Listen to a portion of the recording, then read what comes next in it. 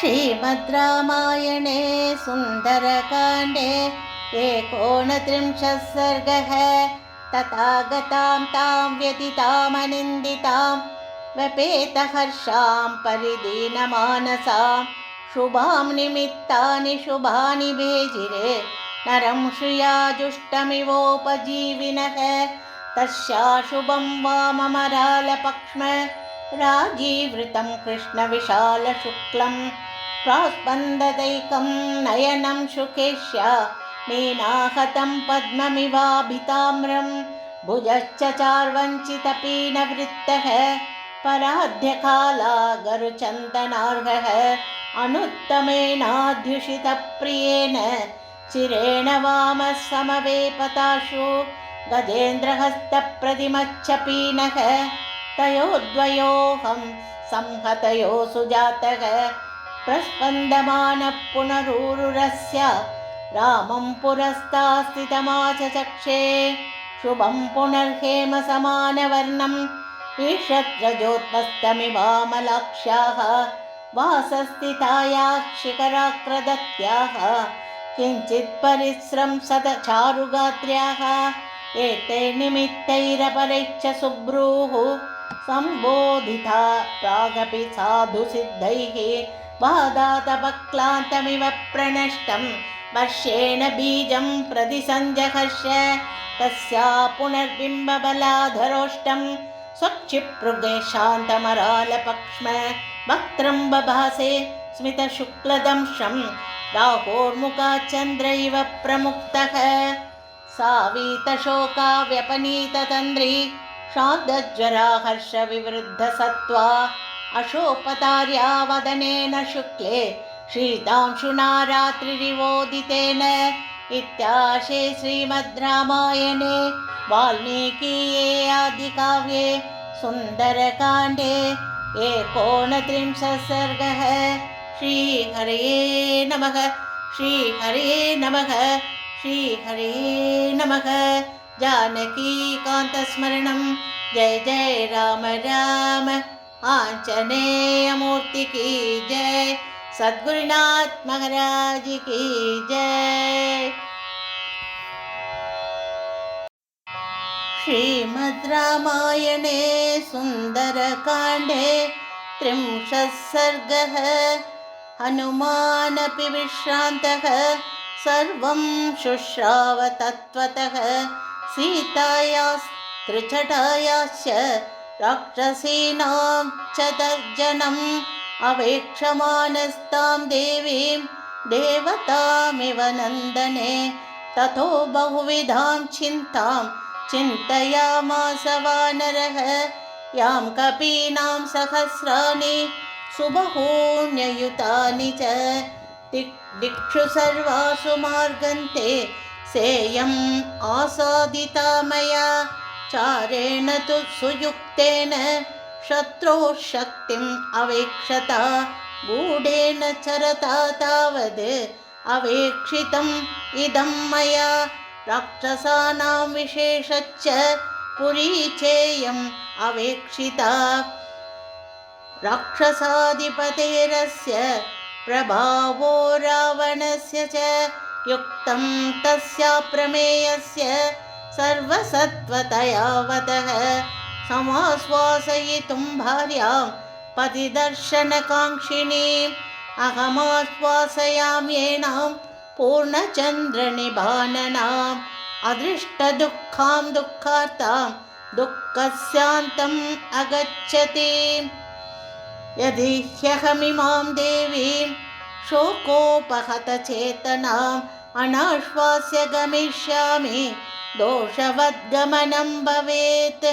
गते हि मयि तत्रेयं राजपुत्री यशस्विनी परित्राणम् अविन्दन्ति जानकी जीवितं त्यजेत्। मया च स महाबाहुः पूर्णचन्द्रनिभाननः समाश्वासयितुं न्यायः सीतादर्शनलालसः। निशाचरीणां प्रत्यक्षम् अनर्हां चापि भाषणं कथं नु खलु कर्तव्यम् इदं कृच्छ्रगतो ह्यहम्। अनेन रात्रिशेषेण यदि नाश्वास्यते मया सर्वथा नास्ति सन्देहः परित्यक्षति जीवितं रामच्च यदि पृच्छेन्मां किं मां सीता ब्रवीत् वचः किमहं तं प्रतिब्रूयाम् असम्भाष्य सुमध्यमां सीता सन्देशरहितं मामितस्त्वरया गतं निर्दहेतपि काकुत्स्थः क्रुद्धस्तीव्रेण चक्षुषा यदि चोद्योजयिष्यामि भर्तारं रामकारणात् व्यर्थम् आगमनं तस्य सैन्यस्य भविष्यति अन्तरं त्वहमासाद्य राक्षसीनाम् इह स्थितः शनैराश्वासयिष्यामि सन्तापबहुलाम् इमाम् अहं त्वदिदनुश्चैव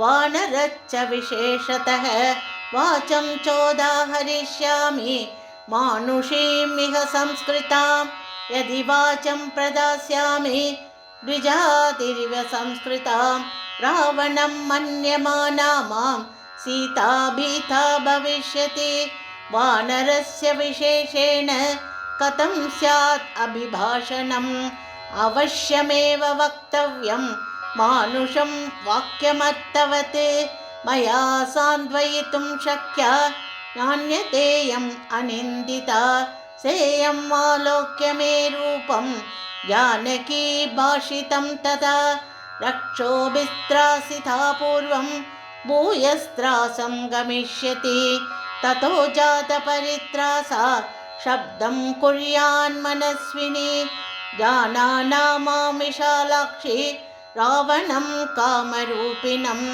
सीतया च कृते शब्दे सहसा राक्षसीगणः नानाप्रहरणो घोरः समेयादन्तकोपमः ततो मां सम्परिक्षिप्य सर्वतो विकृताननाः वदे च ग्रहणे चैव कुर्युर्यत्नं यथा बलं गृह्य शाखा प्रशाखाश्च स्कन्दां चोत्तमशाखिनां दृष्ट्वा विपरिधावन्तं भवेयुर्भयशङ्किताः मम रूपं च सम्प्रेक्ष्य वने विचरतो महत् राक्षस्यो भयवित्रस्ता भवेयुर्विकृताननाः ततः कुर्युत्समाह्वानं राक्षस्यो रक्षसामपि राक्षसेन्द्रनियुक्तानां राक्षसेन्द्रनिवेशने ते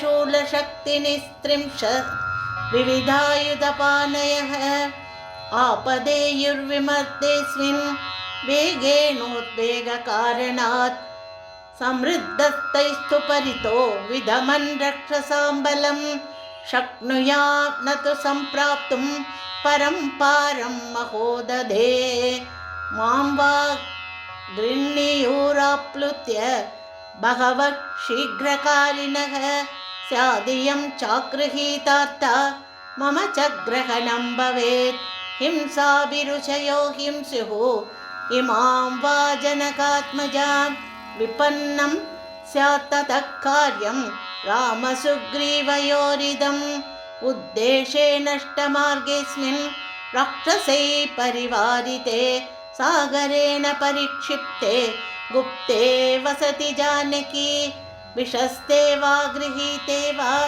रक्षोभिर्मयि संयुगे नान्यं पश्यामि रामस्य साहाय्यं कार्यसाधने विमृशं च न पश्यामि यो हते मयि वानरः शतयोजनविस्तीर्णं लङ्घयेत महोदतिं कामं हन्तुं समर्थोऽस्मि सहस्राण्यपि रक्षसा न तु शक्ष्यामि सम्प्राप्तुं परं पारं महोदधेः असत्यानि च युद्धानि संशयो मे न रोचते कश्चन निस्संशयं कार्यं कुर्यात् प्राज्ञः ससंशयं प्राणत्यागच्च वैदेह्या भवेत् अनभिभाषणे एष दोषो महान् हि स्यात् मम सीताभिभाषणे भूताचार्ता विनश्यन्ति देशकालविरोधिताः विक्लवं दूतमासाद्य तमः सूर्योदये यथा अर्थानर्थान्तरे बुद्धिः निश्चितापि न शोभते घातयन्ति हि कार्याणि दूधा पण्डितमानिनः न विनश्येत् कथं कार्यं वैक्लव्यं न कथं भवेत् लङ्घनं च समुद्रस्य कथं नु न वृथा भवेत् कथं न खलु वाक्यं मे शृणुयान्नोद्विजेतव इति संचिन्त्य हनुमान् चकारमतिमान्मतिं रामम् अक्लिष्टकर्माणं स्वबन्धुम् अनुकीर्तयन् नैनामुद्वेजयिष्यामि तद्बन्धुगतमानसाम् इक्ष्वाकूणां वरिष्ठस्य रामस्य विदितात्मनः शुभानि धर्मयुक्तानि वचनानि समर्पयन् श्रावयिष्यामि सर्वाणि मधुरं प्रब्रुवन् गिरं श्रद्धास्यति यथा हीयं तथा सर्वं समाददे इति स बहुविधं महानुभावो जगदिपते प्रमदामवेक्षमानः मधुरम् अविततं जगादवाक्यं दृढमविडपान्तरं आस्थितो हनुमान् इति स बहुविधं महानुभावो जगदिपते प्रमदामवेक्षमानः मधुरमविततं जगादवाक्यं दृढमविडपान्तरमास्थितो हनुमान् इत्याशे श्रीमद् रामायणे सुन्दरकाण्डे 30 सर्गः। श्रीहरये नमः। श्रीहरये नमः। श्रीहरये नमः।